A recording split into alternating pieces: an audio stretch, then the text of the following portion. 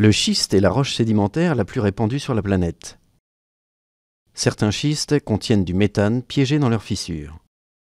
De ce fait, d'énormes réserves de gaz seraient réparties partout dans le monde. Les réserves mondiales de gaz de schiste sont estimées à 448 000 milliards de mètres cubes, environ 140 ans de la consommation actuelle de gaz naturel. Plus de la moitié de ces réserves se trouvent en Asie et en Amérique du Nord. À la différence des réserves conventionnelles, la roche est ici à la fois source et réservoir. Il est donc impossible de pomper comme dans les poches de gaz naturel. Les quantités de gaz de schiste par mètre cube de roche sont très faibles, et son extraction est techniquement complexe. L'une des techniques est l'hydrofracturation.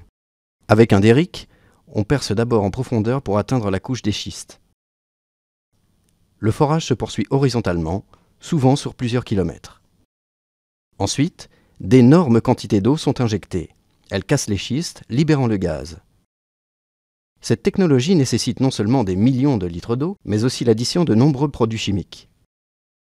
Si une moitié de l'eau peut être récupérée, l'autre moitié peut se diffuser jusqu'aux nappes phréatiques, risquant de polluer l'eau potable.